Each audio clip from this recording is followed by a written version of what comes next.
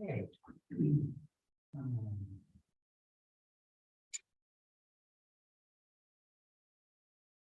So we'll ask council members to turn their cameras on and join the meeting. Thank you. So welcome everyone to the 72nd count session of council this Monday, September 26, 2022. In-person meetings have resumed with a hybrid format where members of council and the public can still join electronically via Zoom. The meeting is being live streamed and recorded and will be available on the township website. All rules apply to the meeting as if everyone was attending in person. And if there's a problem with the technology impacting the proceedings of the meeting may be recessed at the direction of the mayor to confirm that the electronic format is performing effectively before proceeding further with the agenda. In the event of connection or service disruption to those attending electronically, the mayor may recess the meeting to allow for attempts to reconnect. So I'm calling this meeting to order at 7:02. And I would like to note that there was no closed session this evening to report out. So at this time, we will have the national anthem, and I would just ask everyone to stand. Thanks.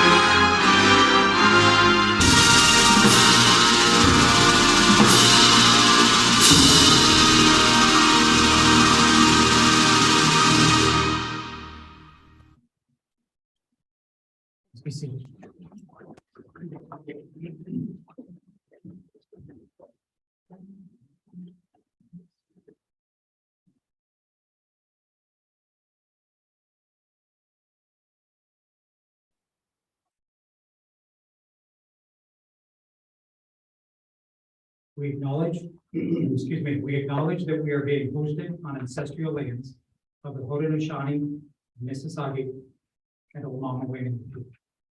We acknowledge and welcome the presence of all Indigenous peoples, including the Métis, Inuit, and other First Nations from across this vast land, who also make this place home.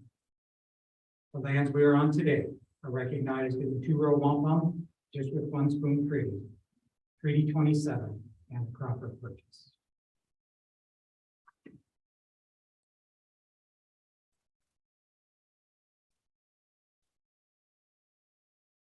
So we're to the open forum. The first 15 minutes of any regular council meeting will be set aside for open forum. Any individual may address council to voice opinion on subjects of municipal concern, excluding matters subject to public meetings, i.e. under the planning, or matters related to the municipal election, including candidates running in the election. Our policy does state that no delegate shall speak disrespectfully of any person. Individuals may only speak once and for no more than 3 minutes. There is a timer on the screen that will indicate 1 minute remaining, 20 seconds to wrap up. Notice is hereby provided that under the authority of the Municipal Act 2001 and in accordance with Ontario's Municipal Freedom of Information and Protection of Privacy Act, that all information provided for or at a public meeting, consultation, or other public process are considered part of the public record. In order, we will be in the order of those who have registered in advance or signed up in person, will be followed by raised hand for those attending electronically. And once you're done speaking, please remain available. So if council has any questions, we can ask. Do we have anyone signed up this evening? We did not, Your Worship. None? Okay. So I'll start with in chambers. If there's anyone here that wishes to speak under the open forum, if you could raise your hand and we can bring it forward. Seeing none. Electronically, in the virtual audience, I would ask if there's anyone wishing to speak under the open forum, please use the raise hand feature and we can bring you into the meeting. Don't stand, Your Worship. None? Okay. Excuse me. So that moves us on to the public meeting. The housekeeping zoning amendment file number D14-014-2022. A public meeting is being held in accordance with provisions of section 3412 of the Planning Act, RSO 1990, to consider an amendment to the comprehensive zoning bylaw 2001-38 as amended. The proposed amendment was initiated by the township to correct zone map errors. The amendment affects 1 property in Odessa, 4 properties in Bath, and 3 properties elsewhere. I believe at this time, planning staff have a brief summary of the meeting tonight, the items.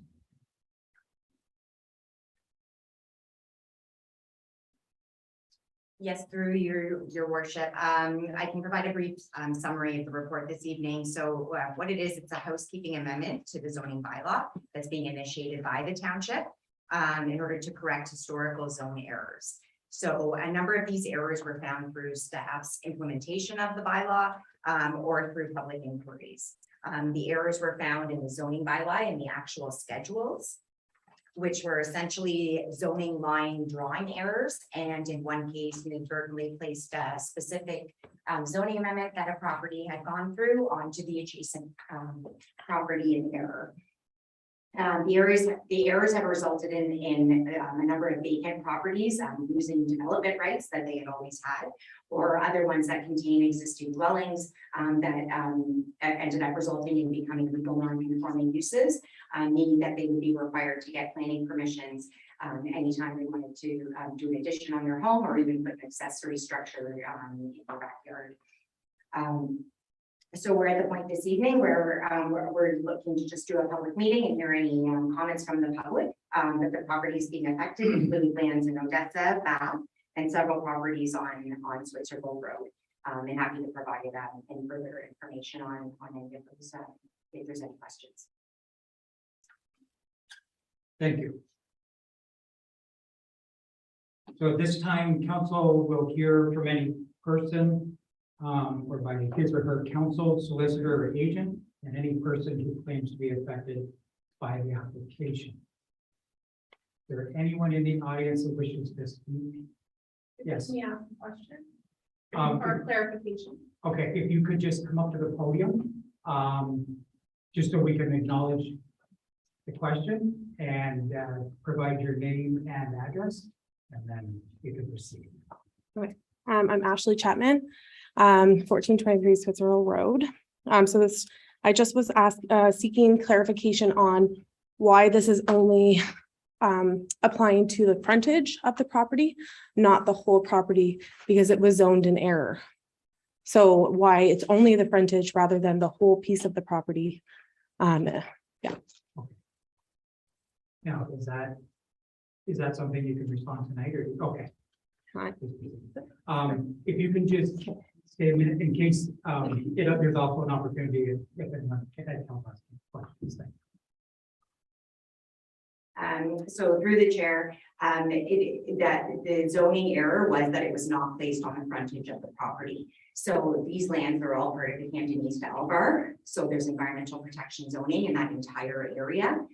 When the lands all in that area became environmentally protected, staff, when doing the zoning bylaw, allowed portions along the frontage, enough to provide a building envelope, but all the rest of the lands, essentially, so development rights weren't taken away years ago, but the rest of the lands were always intended to be environmental protection. In order for them to be removed, the ANSI would actually have to be removed from the property through Ministry of Natural Resources, which would be a site-specific planning application in order to do that. So we couldn't support rezoning the entire parcel because that was never the error. Okay. Can I respond? Yes. Yes, okay. It's related to- Yeah, it is. So, in an adjacent property, it was found there is no Alvar by an environmental impact study. So if we were to conduct that ourselves and have an environmental impact study done for that property, and it found there were no Alvar, then we can move forward with it. Something weird. Yes, through you, Mr. Mayor. So that would, so staff wouldn't be initiating that kind of amendment. That would be a site-specific zoning amendment that the property owner would have to initiate. We would require a pre-consultation meeting that the Conservation Authority and the Ministry of Natural Resources would have to be involved in. The ANSIs it's a provincially significant ANSI that's designated through the Ministry of Natural Resources and Forestry. And generally they're not removed, even if an environmental impact study can prove that there may not be Alvar, then that would be used as arguments to take the ANSI off the lands because we wouldn't be supportive of removing the environmental protection off unless the ANSI was removed. So that's something that the staff will be happy to work with you offline and have conversations about that process and how to initiate that type of amendment. So in that case, if they wish to proceed, they just contact the staff and start a conversation. Yes, we'd be happy to set up a meeting and discuss that with you further. Thank you. Okay, thank you. Is there anyone else in the audience that wishes to speak to this item? Seeing none. I'll ask in the virtual meeting, the virtual audience, if there's anyone that wishes to address council regarding the public meeting. Don't see anything. Seeing none. So if there's no one else to speak to it, then that will conclude our public meeting. Can I just ask? Can I just come up for a second? Yes, we haven't moved on, so yes. Yeah, Okay. just come up and do the same thing. State your name and address.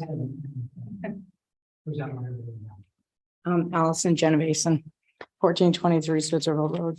So I'm just wondering, the frontage is going to be put back to the way it was, but it was a whole property. It never was environmentally protected. So I'm just wondering why it's only the frontage. Yes, through you, Thanks. Mr. Mayor. So when the ANSI and environmental protection zoning came on the property, this was years and years ago. It basically was recommended at the time that all the properties in that area be zoned environmental protection.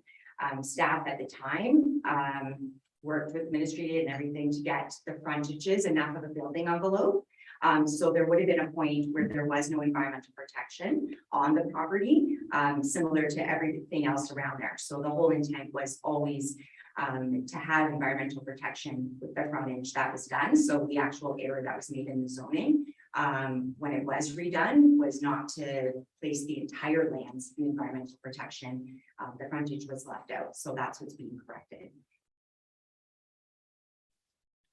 Okay, That's your question? not really. So you're saying that at one point it wasn't just the front? No, am I misunderstanding? No, Sorry. agree, Mr. Mayor. So that entire area, Okay. at some point, and we're talking decades ago, where there were, whether it was a rural zone or the entire area, and once the ANSI was fully identified and the zoning was updated to reflect the ANSI, all those lands all became part of the environmental protection zone to reflect the ANSI. And so this follows the frontage along Switzerville Road and all other roads in that area. So that was what the intent was, when the zoning review was done. On this particular property, this one was the subject of a site-specific zoning amendment that got inadvertently placed on this property, so we're correcting that. So then now that that's being removed, we're putting it back to what the intent of it was when the zoning was done for everything in that area. Okay, so we still, just the frontage is going to be done. The rest of it we have to deal with on our own again. Yes, because there was no township error in any zoning for the rest of the property. So we would be, there'd have to be arguments made that the township couldn't be in a position to justify any change there. Okay, I think, so that would go back again, then, if you wish to pursue it, reach out to staff, and there could be further conversations and a pre-consult, and I think review the whole process and make sure that oh, okay, communication stays working. okay, So, okay? thank you, yeah. Thank you. Thank- Yes, Can I come up? yes. Please come up, state your name and address and proceed. Lindsay Kimmett, 1858 Ken Road 4. So you're saying that a whole envelope at the front of the property should have been left as RU, but ours isn't at 1858 Ken Road 4. Through you, Mr. Mayor, I'd have to review that property specifically in terms of what the previous zoning was. I couldn't speak to that off the top of my head without doing an analysis on previous zoning bylaws in the past. I understand from my recollection, and as I'm somewhat familiar with this property, there's nothing that I saw in error on that particular property. From what I understand, the frontage along, if I'm not mistaken, this property has frontage on County Road 4 and Switzerville Road. Yeah. So all along County Road 4, the frontage was all left in order to allow a dwelling, which did occur, and there's a dwelling on the property with the rest of the property being protected. So just speaking off the top of my head and not being able to double check, I understand that there was no error as there was frontage left on County Road 4, and the building permit was able to be issued, even though it was in the LR. All right, thank you. Okay, thank you. And yes, please come forward. State your name and address and provide us with your language. Hi, Dan Sager, 921 County Road 7. We own the property. My wife and I own the property at 272 Main Street, Bath. That was incorrectly. Well, I don't know. The zoning was changed. I went to sell it, and the real estate agent found that it was zoned as open. So when this is changed back to, what is it, R1 for zoning, correct zoning? It was when I purchased it 20 years ago. So this just makes it move forward, you know. But we were just wondering what will proceed after this. Okay. Should we respond to that? Yes, through you, Mr. Mayor. So tonight's a public meeting, so then the intent would be, we're planning to bring a recommendation report to the next council meeting, which would have an enacting bylaw to actually put the zoning into effect. Yeah. Once that's passed, there's a 20-day appeal period, and after that 20-day appeal period, assuming there's no appeals, then the zoning would be in effect. The new zone and for this particular property would be a residential type 1 zone to permit a dwelling, single detached dwelling. Okay, that's what it was originally, but that's well, okay. I That's guess- the procedure that we have to follow. Yeah, we've been around the mill on this, so. Okay, so it's, in other words, probably not this year. Yes. Hey, Yeah, no, through you, Mr. Mayor, with the recommendation being brought forward in October and the appeal period being passed, it would be early November that it would all be in effect. oh, okay. Yeah, I was just wondering, because I wanted to get it relisted. Okay, thank you. Thank you. Anyone else in the audience that wishes to speak to this item? Seeing none, I already called the virtual audience. So with that, we do have a recommendation on the report. Be brought forward at a future meeting, council meeting. Council, what's your wishes? Do we have a mover for a motion? Councilor Town. I move to receive the report as well as the comments from the public and the recommendation we brought to the council. Thank you. So moved, seconded by Councilor Bluder. Comments from the mover, seconder, anyone else? Seeing none, I'll call the question. All those in favor, please raise your hand. Motion is passed. Thank you very much. One thing that I missed mentioning earlier is that we did receive regrets from Councilor Porter and from Councilor Parks for tonight's meeting. So we do have 4, and that is quorum, so we're proceeding with our meeting. Confirmation of the agenda. Any additions or amendments? Saying none. So could I have a motion to adopt the agenda as presented? Councilor Booth, seconded by Councilor Town. All those in favor, please raise a hand. Motion is passed.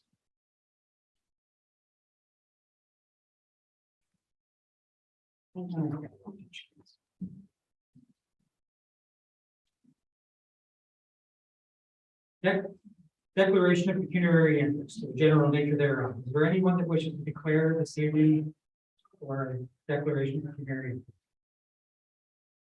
Seeing none, delegations of presentations. I have any now. Chief Administrative Officer of Equity Conservation. You're here to provide us with some information. Thank you, counselors and staff at Loyalist. I haven't been here yet to meet with you, so I'm happy to be here. Happy to be here in person and address council. I do have a quick presentation. I think it's been shared with you in your agenda package. I'll zip through it so I don't keep you too long. Specifically, it's about the program and service inventory and requirements to get in place memorandum of understandings and cost apportionment agreements to support programs and services that we offer. And these are in relation to the changes that the provincial government made to the Conservation Authorities Act. So these are provincially mandated agreements. My first little bit, I just want to talk a little bit about governance. It doesn't really impact Loyalist Township because since I've been at the Conservation Authority 20 plus years, Loyalist Township hasn't had a member on our board, a council member, but some of the governance changes do impact our board of directors because 70% of the membership now has to be municipally elected officials. We have a situation where it's going to impact primarily one municipality that's on our board. And that was a result of years ago when the Napanee Region Conservation Authority, the Moira Region Conservation Authority, and Prince Edward Region Conservation Authority, when we amalgamated, Prince Edward County ended up keeping all of their members on the board that transitioned to our board. So they have 7 members on our board. These changes will impact them because only 2 of them or 3 of them were municipal councilors. So their numbers will be reduced on our board. But again, it doesn't have much impact on Loyalist Township. And then also our membership, we're going to fine tune it to make sure that it meets the criteria out of the act regarding population. So municipalities between with 1 to 10,000 get 1 member on our board, 10 to 50 get 2 members, and above that, and it continues above that. Also, one of the changes are that the minister can appoint agricultural representatives to the Conservation Authority Board. That's a new insert to the act to our governance. So the minister can decide whether or not he wants an agricultural rep. To my knowledge, my neighbor to the west, Lower Trent, is the only authority that I know locally that has a direct appointment of an agricultural rep. And just the two other pieces about the website, we do all this, all of our governance information is on our website, our agenda packages, our audited financial statements, all of that information is there. So we'll maintain that because that is a change in the governance structure. And minister's power. So conservation authorities must issue a Section 28 permit for development approved by an MZO. MZO is a ministerial zoning order, typically applies to the planning act and things around development. And then the minister may also issue a Section 28 permit for development without input from the conservation authorities. So that piece isn't enacted yet, but we would expect that it's going to come sometime in the near future. The objectives today for me is really to obtain council's approval in principle for the scope of category 2 and 3 programs and services to be delivered by Quinte Conservation effective 2024. And then to receive direction to work with your staff, administrative staff on these provincially mandated agreements. So I've been going around to all 18 of our municipalities to talk to them about sort of what the language is around what's mandatory, what's not mandatory. So those 3 categories, and that's what we're going to talk a little bit about today. First, I want to mention that the Conservation Authorities Act, it has a defined purpose. And that purpose is really to provide the organization and delivery of programs and services that further the conservation, restoration, development, and management of natural resources and watersheds of Ontario. A key piece in that is the watersheds of Ontario. All conservation authorities work on a watershed basis because we know that when we focus on where water funnels down to a main channel, down to the river, if we protect those areas and work within those boundaries, then it benefits all of the people within that watershed. So that's an important piece. And conservation authorities have been working on that model since their formation.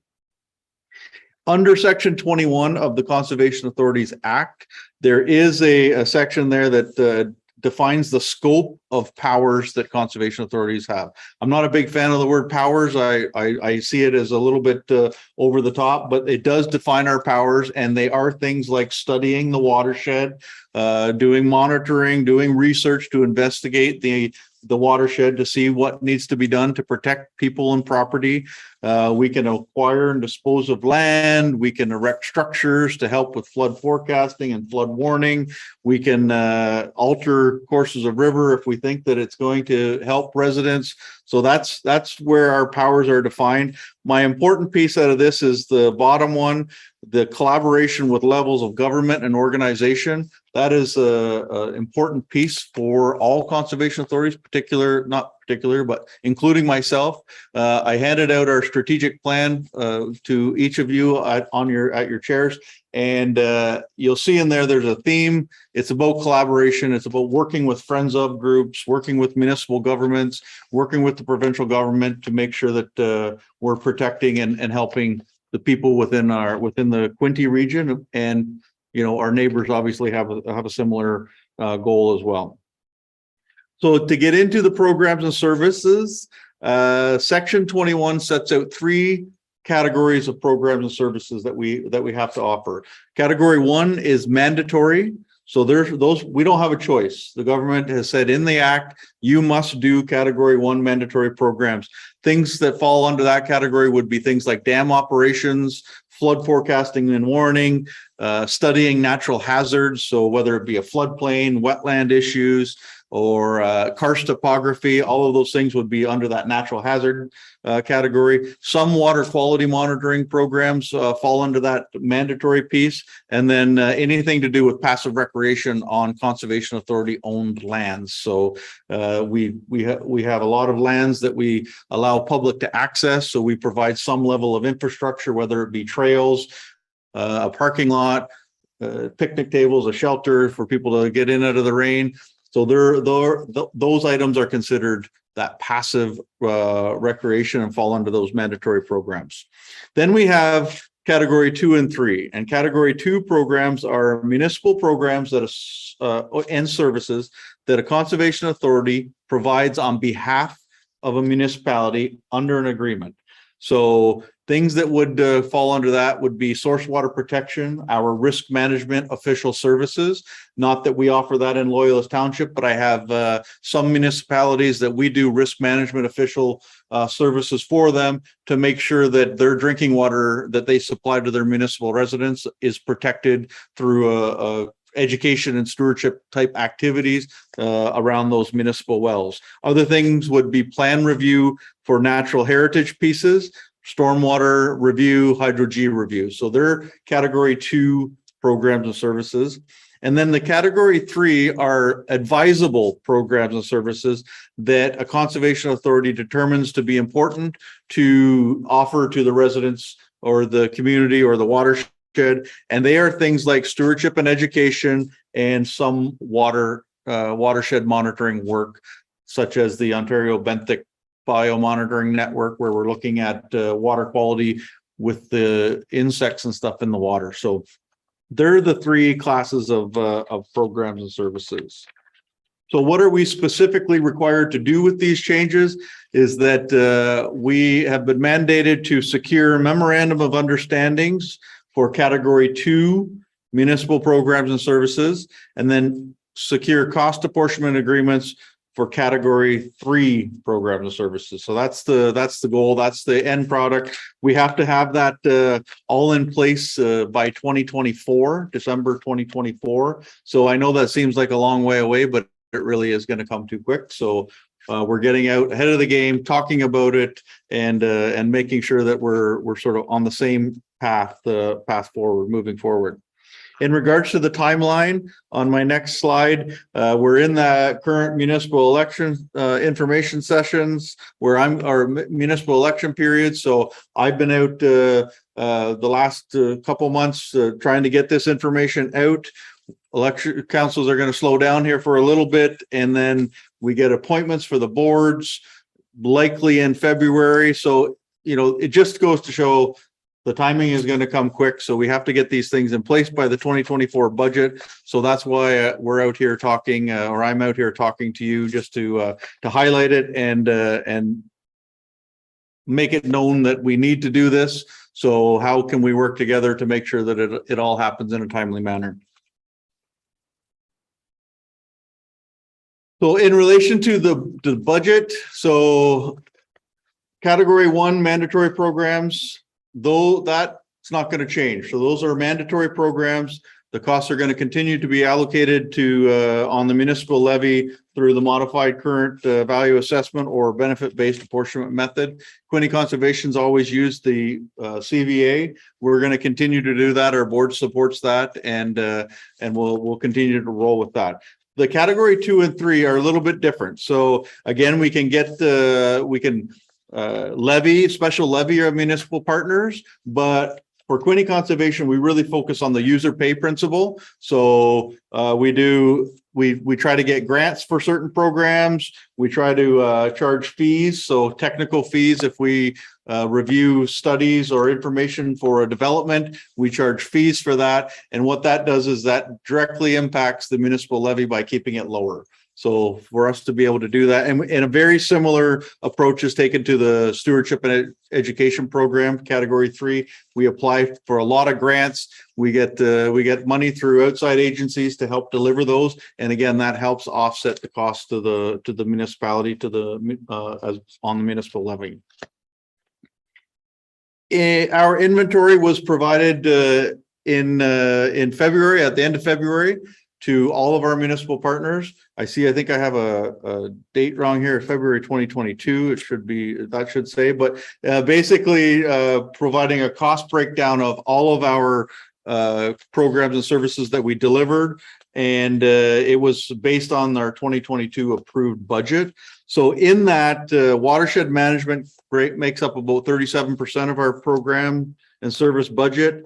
34% is flood and erosion control, 9% conservation services, and then 20% goes into our corporate services. This was the information that was submitted February 17th. I'm not expecting anybody to read it, but this is just a snapshot. It was about a 7-page document outlining all of our programs and services. Just to go through, we had on the left, the program area, then a subcategory of what sort of more detail of what that program area is, and then a description of what types of things fall within that program area, how it's rated in terms of the category 1, 2, and 3. And then where it's found within the act as to how we justify whether it's category 1, 2, and 3, the 2022 budget amounts in the how much the program costs, and then the funding mechanism. So if you look at environmental planning and regulations, the funding, 65% of that, 64.4% of that for Quinte Conservation comes from the municipal levy. About just under 30% is self-generated, so we charge fees for those technical review things, and then 6% from the province. And that document has all of the programs and services that we offer and where they are ranked. QC cost allocation. I just highlight this to draw attention to the CVA and the benefit of having 18 different municipalities all pay in and all buy into programs and services. It makes the cost to deliver those things more affordable for everybody. So for instance, Loyalist Township, you have a small piece within Quinte Conservation, I'll admit that, but it doesn't mean that it's not an important piece of the puzzle, right? So City of Belleville is our biggest contributor to our levy. They provide about 39% of our budget, and then various other municipalities have a little piece in there, but it's all important and makes it the delivery much easier. The variance on this slide, just as I draw attention to it, it is a lot in terms of some municipalities, the change from 2021 to 2022, but it's also the first year that we implemented our watershed-wide capital asset management plan for our water control structures. Quinte Conservation owns about 40 dams that we operate for various reasons, some for flood control, some for recreational, some for low water. So they benefit all municipal or all watershed residents. So we came up with a 10-year plan to help make that infrastructure safer and upgrade it, keep it to a standard that people would expect. So we have two roles really in delivery of category 2 programs and services. We have a commenting role under the Planning Act. That's where we make comments on natural heritage. There was a little bit about that tonight with some of that ANSI stuff, and I was glad I didn't get called into a conversation with that, but I'm not a planner, so I think it was handled quite well. And then we have a commenting role on hydrogeology and a commenting role on stormwater. So there are 3 main things that under the Planning Act, we comment on behalf of municipalities to protect them from making a decision about things like that they may not have staff that are qualified to make those calls. We have a great assortment of staff, a hydrogeologist that reviews many hydro-G studies on behalf of municipalities to make sure that they're providing, somebody severs off a few lots in an area, making sure that they have safe drinking water, because you don't want to approve lots when people can't have a good well or safe drinking water. But we also have under the Planning Act, natural hazards commenting role, and that's specific to floodplains, wetlands, karst topography, steep slopes. So that's where we provide a commenting role under our own regulation, under the provincial policy statement on those specific things. So we have to do those ones, whereas the category 2 ones, we can go into an agreement to be able to provide you with that service. And that's sort of that memorandum of understanding that we'll be working on with your staff, provided that we're going to move forward with that. And then we also have an approval role under category 1, and that's where we issue permits under section 28 of the Conservation Authorities Act, where you want to develop around a wetland or a river. adjacent to a floodplain. We actually have a role under the building code as other services that we provide permit or approval on the location of those buildings. And then category 2 for approval through source water protection. Again, that doesn't impact through my watershed with Loyalist Township, so I'll skip that. And then just to draw attention, most category 2 program services are user pay. Again, it's back to that concept that if you want to get a building permit, you pay a fee similar to conservation authorities. We charge fees for that type of work. Category 3, stewardship services. So we do offer a fair bit of stewardship and education type programs and services through tree planting, shoreline restorations. We do private land and rural stewardship programs. We work a lot with Watersheds Canada and lake associations, friends of groups to plant their shorelines or work with their residents to educate them about how to protect water quality or protect the lakes. So we have staff that meet regularly with those types of groups and help get that message out. We also have a non-passive activity at a conservation area. So that's our Depot Lakes Campground north up by Verona. That doesn't cost municipal taxpayers any money. That's run like a business. So all the money that goes into that helps pay for the maintenance and operation of the facility. And then in terms of our education, again, we're in school doing school programs. We have the HR Frink Center, and we do community programs such as forest therapy and Wildwood, Stream of Dreams, all programs and services that help get kids to appreciate the environment, get their hands dirty, go out, catch some frogs or some bugs. And we know that if we have kids out in the wild, out in the watershed, out working in wetlands, they grow up to have an appreciation of it, and they want to make sure that it's preserved. And teaching them about the importance of a wetland in regards to helping create clean drinking water, it's a benefit to everybody. So my next steps, we just confirmed the scope of category 2 and 3 programs and services to be supported through MOUs and memorandum of understandings and cost apportionment agreements, and then looking for council to direct their municipal staff to work with Quinte Conservation staff to draft and update agreements as needed to meet regulatory requirements. So that's the end of my segment, and I'm happy to answer questions about any of this information. Thank you. Council, any questions for Mr. McKenna? Seeing none.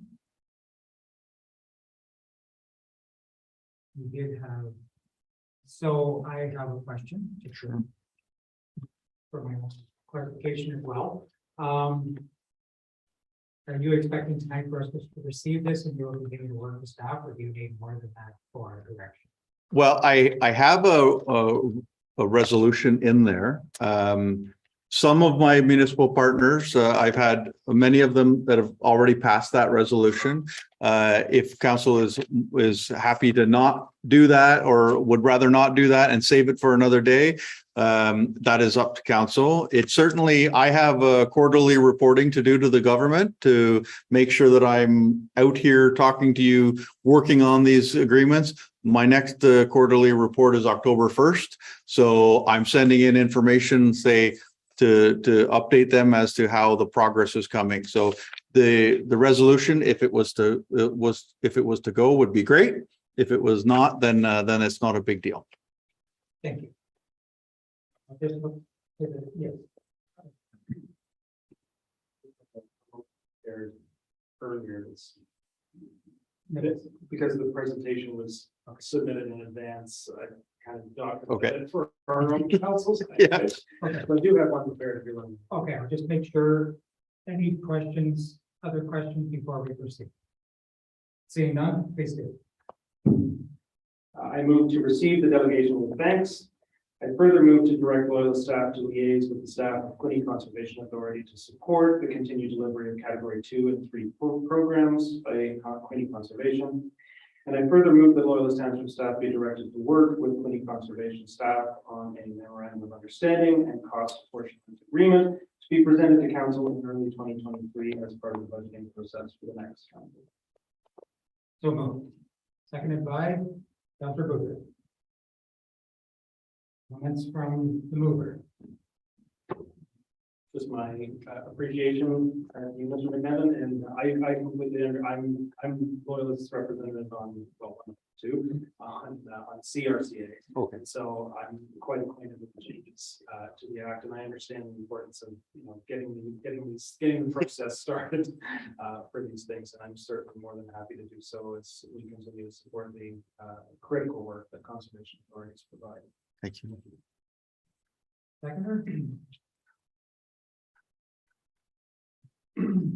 I am also fully supportive of this, and I think Nathan wrote a great motion there. We do quite a bit with Cataract Conservation Authority, and what we do is something we should be doing as well. I'm fully supportive. Thank you. Thank you. Any other comments from council? Back to the mover for final. Seeing none, call the question. All those in favor, please raise a hand. Motion is passed. Thank you so much for bringing this forward. Thanks for your time. Thank you.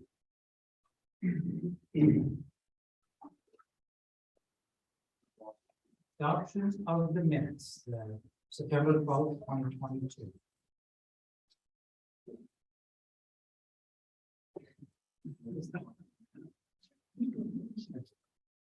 Thank you. Okay, thank you. I just wanted to pause because it just so happened that today a gentleman came up to me in the post office and asked if we could use the mics and speak into them clearly, because he watches all the meetings and struggles to hear parts of it. So that's why I just was waiting to make sure that we could do that. Adoption of minutes. We have the minutes before us from September 12th. Any errors or omissions? Seeing none. Through your worship, we did do a template change on for the signing to show that. Thank you. So as amended then?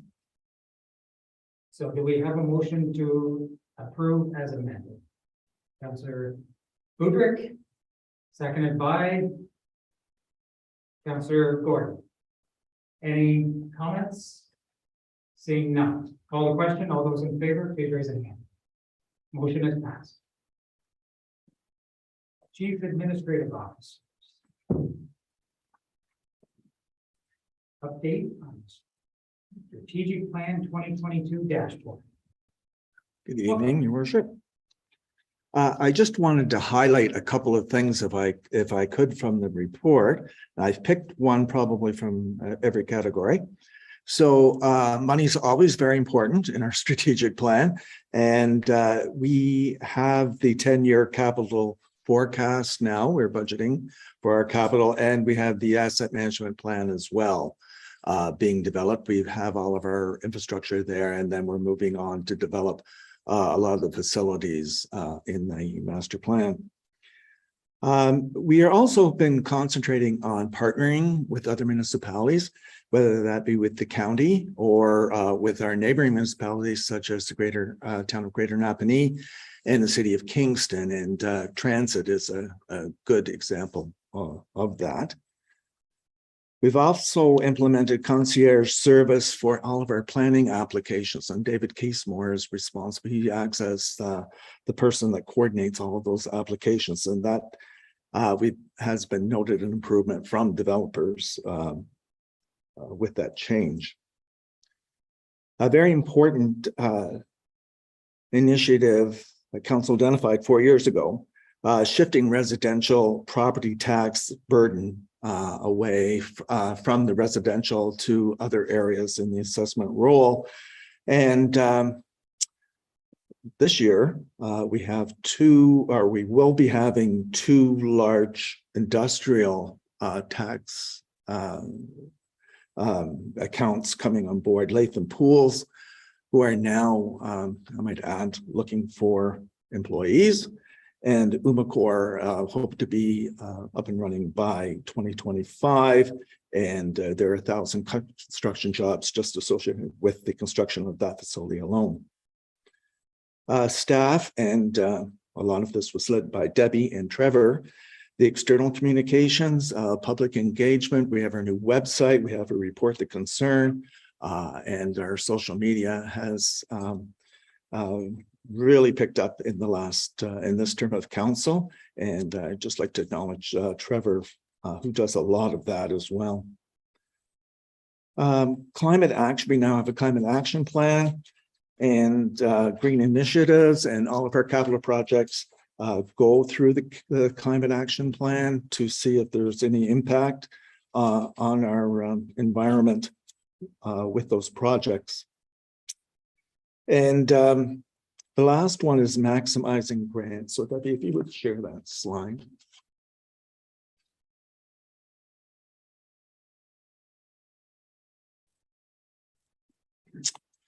So we just did a visual on the grant amounts during this term. And you'll see a large spike this year. And most of those, if you've read the report, can be associated with capital projects, but we've also partnered with a grant research and writing company. And so we've brought in almost $20 million this year of approved funding from other levels of government. We actually levied $18.6 million in property tax revenue. So you can see that we've been able to bring in more through other levels of government than we're bringing in taxation. So that was a major initiative for council. And I've just noted on there, pending 2022, that would be for the pool reconstruction. We've had positive talks, and so we're keeping that on our radar screen, and that would be wonderful. So that would be added to that should we be successful in getting that grant. So if this could continue forward into the future, I think Loyalist would be in a great financial position for sure. So I just wanted to congratulate council and staff on these strategic initiatives and how successful they've been. Thank you. Thank you. Council, any questions for Mr. Silver? Seeing none. Thank you. Thank you. For the presentation. Thank you, Worship. And, yes, well, speaking to you, sure. Councilor Town. Motion to receive. Seconded by Councilor Boothby. Comments from the mover? Just thank you through you, your worship. I just want to take the opportunity to thank our CAO, Mr. Silver, and all the Loyalist staff. As tonight's report indicates, the effective and appropriate working relationship between council and staff is a symbiotic one of sound policy making on the part of council and efficient execution and implementation on the part of staff. And council has set ambitious policy in this term, and the efforts of staff to implement that policy are equally matched in that ambition. There is a lot more work to do, but it is important to showcase the critical, albeit often unnoticed or untrumpeted work that staff in particular gets done in a term of council, and highlights how vital it is to look to long-term horizons. We are benefited in Loyalist by highly qualified, competent staff who comprehend the gravity of the work the corporation does in serving the public and stewarding their tax dollars. Not least of all, this has been demonstrated in the various partnerships and grant funding staff have pursued and acquired successfully in this term. They deserve our thanks for their innovation, creativity, and hard work. Thank you. Seconder? I also wanted to say thank you to the CAO and staff. I just don't speak as eloquently as my counterpart. And I thank you for doing such a good job. Thank you. Thank you to the staff. More important. Other comments from council? Seeing none, I will just add my comments. Thank you for the report back, and thank you to all staff for the successes we've had during this term. Some of them have been highlighted. The one thing that wasn't mentioned though is all these accomplishments were done when half of the term was through a pandemic. And when we were continually trying to nail Jello to the wall through the pandemic, staff were still succeeding. And that's pretty amazing considering the stress level, the uprooting in some cases, working remote and then coming back, and we've still accomplished all of this work and all of the funding. The funding is, for me, unheard of. So many other areas would be amazed and envious of the successes we've had. And yes, council set the strategic plan. Staff are the ones that carried it out and got us to this stage. The businesses, it was mentioned about we have had two large investments in the township with Raven Pools and Unicor. The other successes we've had is many of the businesses, current businesses, existing businesses, some of them long-term, the expansions that I've seen, the investments made into existing stores, shops. Every single expansion brought in more employment as well. So we look at it from a tax-based view, but there's also the impact on the residents as well, where people are now, more residents are living and working and playing in the township. And I think that that's incredible. And my last comment is just the working relationship that staff have developed with other levels of government. It was mentioned partnering with the county. That's been very successful on many fronts. But the other is some of the most recent announcements. One, Unicor is the most recent, to see 4 levels of government. The township was there, the county was there, the province was there, and the federal government was there. And everybody was working off the same page. And it was challenging at times. I ended up becoming involved in that particular project, and as was said at the announcement, thrown straight into the deep end. But thank goodness water wings were found, and we continued to swim, and we succeeded.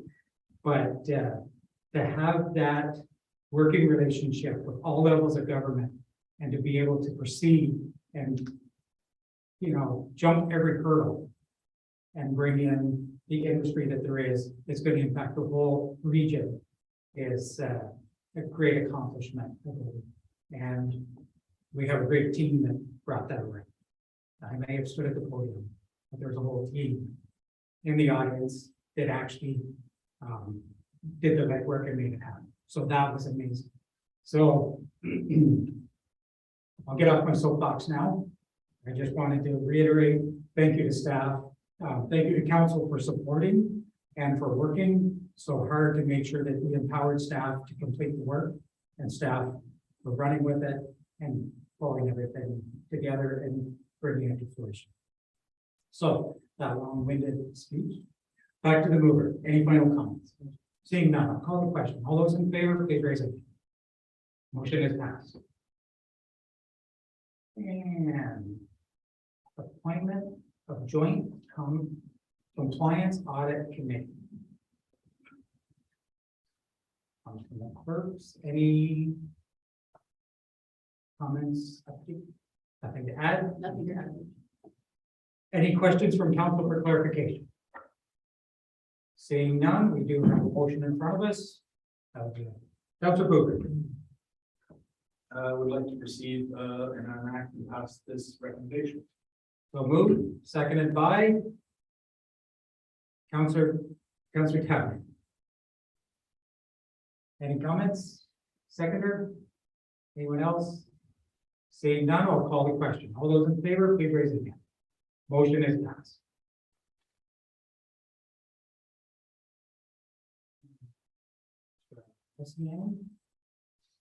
Results of the NRFP for the Odessa Municipal Office roof replacement.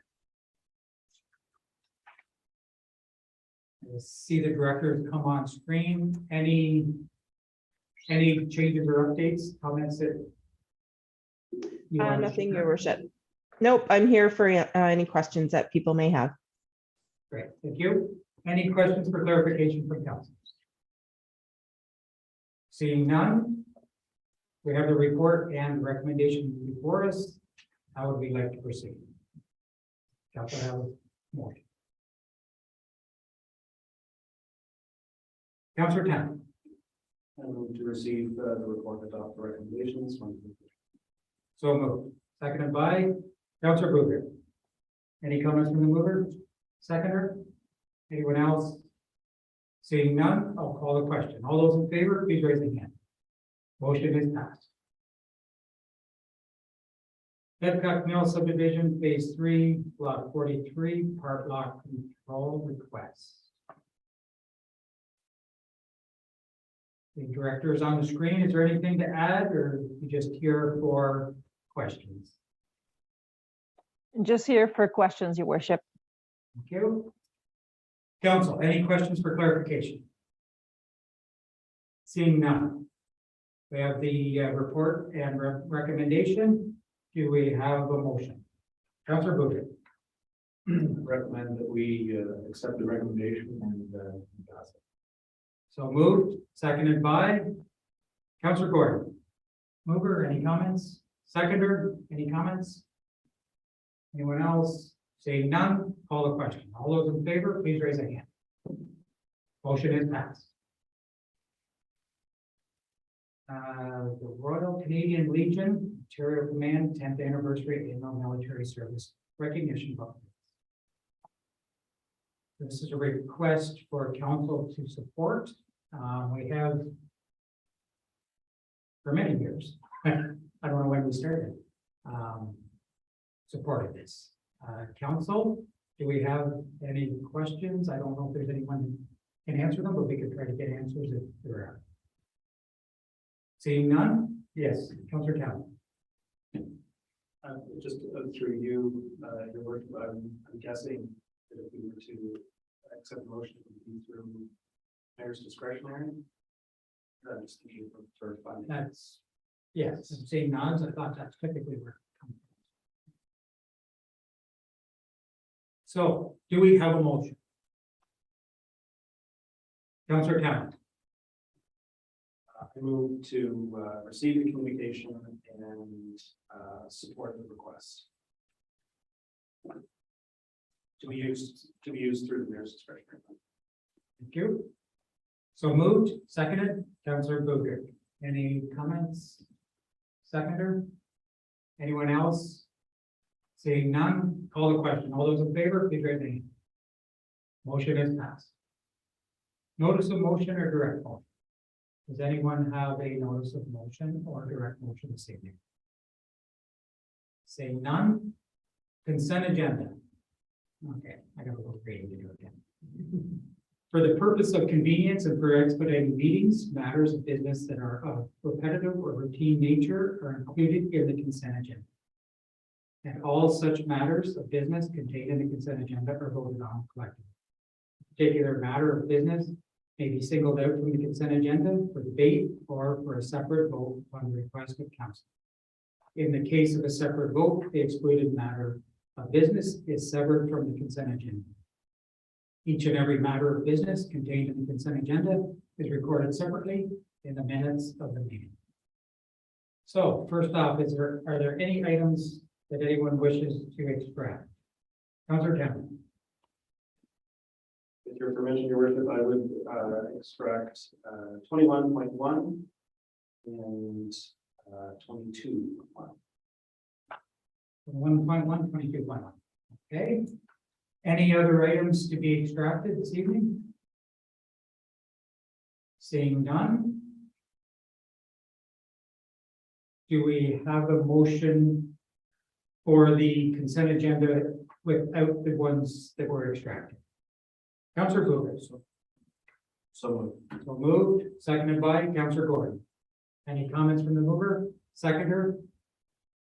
Anyone else? Seeing none? Call the question. All those in favor, please raise a hand. Motion is passed. So we'll go to 21.1. Counselor Town. I move to receive for information. So moved.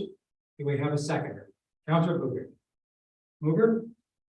Yes, thank you, Your Worship. I just wanted to have the opportunity, based on my previous remarks at the CAO's report, just to take the opportunity to thank Lindsay T, our manager of Heritage Culture and Tourism, which of course is a new division in this term of council, and for the important work that they're doing with new assets in that, and making Loyalist Township a tourist destination, showcasing those assets.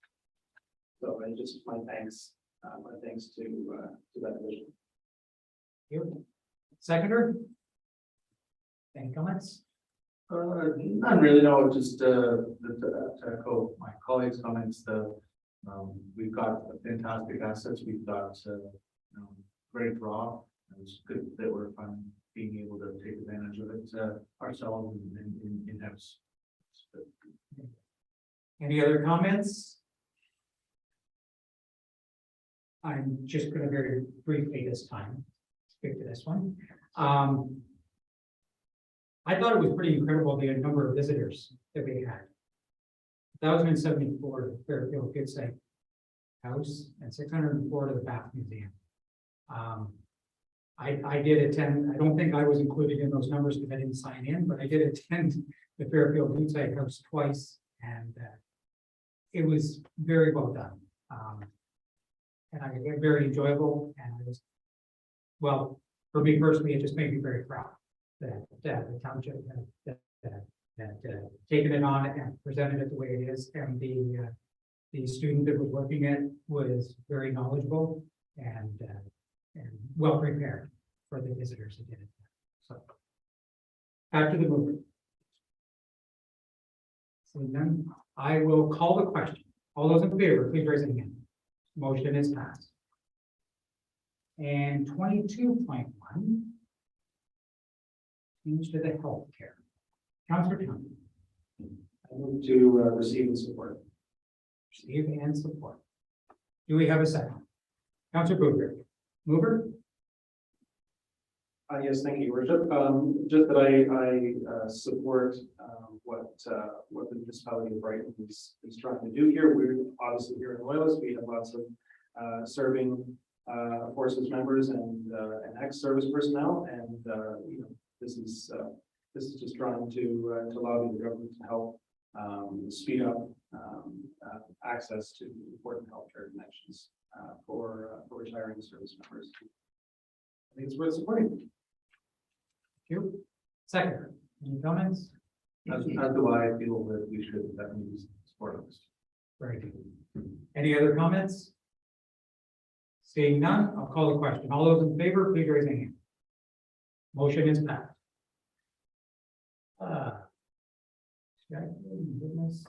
Updates from members appointed to county council, committees, or local boards. Any updates from any members? Seeing none, members' privilege. Does any member of council wish to bring anything forward? Councillor Town. Just my thanks to all the volunteers and organizers and those who participated in the Drystone Symposium this weekend on Amherst Island. Drystone Canada continues to be a contributor to the cultural life in the township, and it was well attended as always, and a lot of good fun by the sounds of things. Thank you. Anyone else? I do have one myself. I actually have two. There was a recognition and thanks to the forces for donating a concrete poppy to the Odessa Lions Club. It was actually provided last Remembrance Day, and the Lions Club worked together with the Wilton Community Association, and it is now going to be on display in the flower bed at the community hall through the summer. It will go out long weekend in May. And for Labor Day weekend, they will go up to the cenotaph for Labor Day's ceremonies, and then go into storage so that it's preserved for the next season. And that's going to be an ongoing partnership between the two groups, which allows us to be enjoyed and viewed by anyone that goes through the hamlet of Wilton. So that's a great partnership and great recognition to the forces. The other was today I had the privilege of being a judge on the truck rodeo for our operators. I believe we had about 15 operators that signed up to actually do the truck rodeo, test their skills, really test their skills. There's some pretty tight maneuvers for them. And the two that won it, Terry White, one of our operators, came in second. Scott Bryant, he was the winner. And he is also the defending District 8 AORS winner from the previous one, which was actually 3 years ago, due to the delays from the pandemic. So he's got the honors of being a 3-year champion. And both of them will be representing Loyalist tomorrow morning in Napanee for the regional rodeo. And if successful, like they were last time, they will be competing the next day in the provincials. So congratulations to all of our operators that signed up and did it. And congratulations to the winners that will be representing Loyalist tomorrow morning. And I do plan on being there to see them drive in the morning as well. So with that, that's all for members' privilege. So we're down to confirmatory bylaw. Do we have a mover for the confirmatory bylaw? Councillor Town, seconded by Councillor Booker. I'm assuming no comments? None, saying none, call the question. All those in favor, please raise a hand. Motion is passed. Upcoming meeting dates, Committee of Adjustment, October 3rd at 6 p.m. and at 7 p.m. on October 11th, regular council meeting. And that will be the final one for the current city council. Motion to adjourn. Do we have a mover? Councillor Booker, seconded by Councillor Gordon. All those in favor, please raise a hand. Motion is carried. We are adjourned, folks. Thank you very much.